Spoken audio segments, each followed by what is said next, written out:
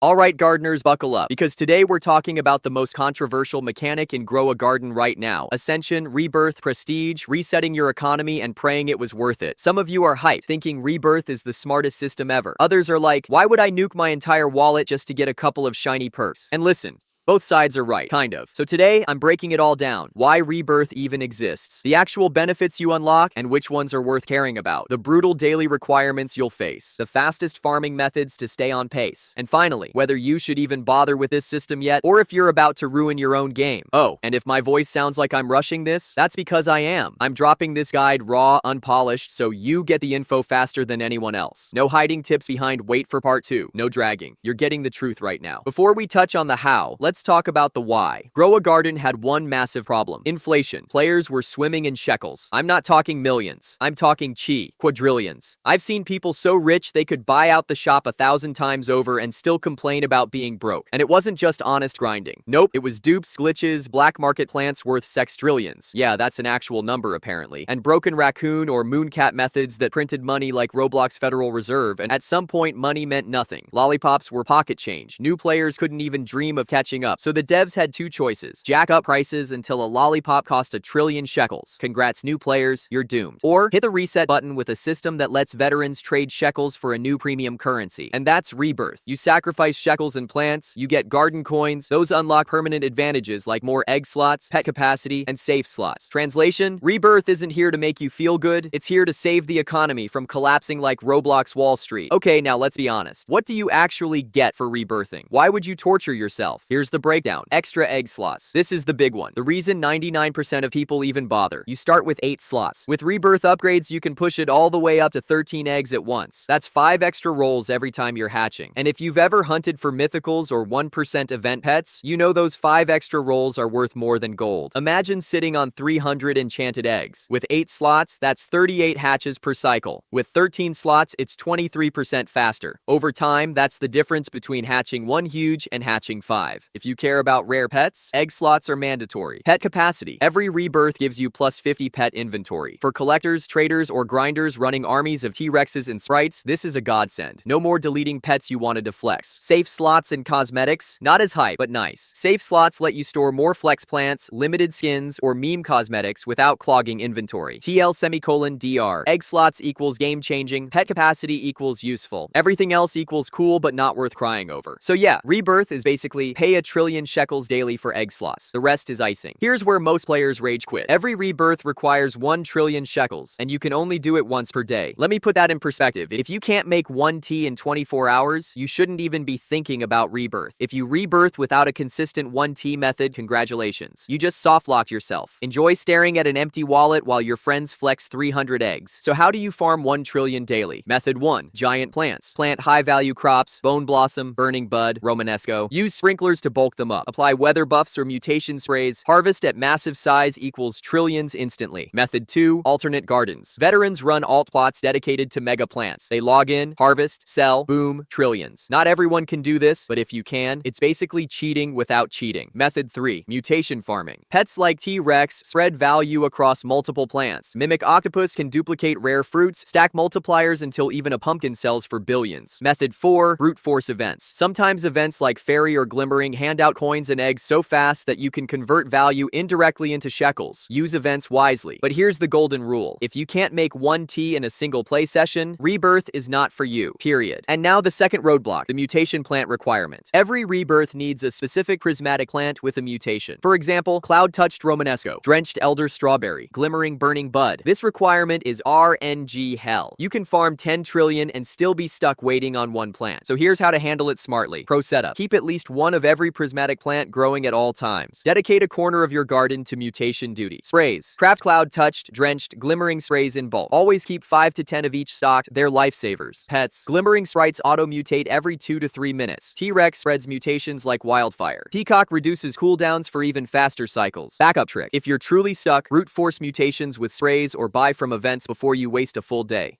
Trust me, the shekel requirement feels bad, but this plant requirement is what actually breaks people. You'll hate life if you don't prepare. Okay, let's talk advanced strategies. How do the pros ascend daily without breaking a sweat? Pet synergies. Team Sprite plus T-Rex plus Peacock. Sprites make glimmering fruits. T-Rex spreads it. Peacock speeds everyone up. Result, your garden is a glimmer factory. Mimic octopus with bone blossoms. Dupes the most valuable plants in the game. Eagles plus egg setup. Use bald eagles for hatching plus peacocks for cooldowns equals constant egg cycling. Economy loops. Sell mega plants in cycles. One harvest equals several trillion. Don't waste rare plants on low-value resets. Save them for rebirth hand-ins. Use events to stockpile sprays and enchanted eggs while farming coins. Pro tip, always keep your garden rebirth ready. That means 1 tea in reserve, one of every prismatic planted, the mutation sprays in storage. That way you never waste a 24-hour window. This is how top grinders stay ahead. They don't panic farm. They prep every single day like clockwork. So now the trillion shekel question, should you even rebirth? Here's the litmus test. Can you make 1 tea every day without crying? Do you care about egg slots? Do you have the patience for mutation RNG? If you answered yes, congrats, you're ready. Start ascending and snowballing egg slots before the rest of the server. If you answered no, don't stress. Rebirth is late game only. Focus on farming trillions consistently first. There's zero shame in waiting, because if you rush this mechanic too early, you'll regret it. You'll sit broke, staring at a rebirth menu you can't use, while the veterans are farming 50 eggs a day.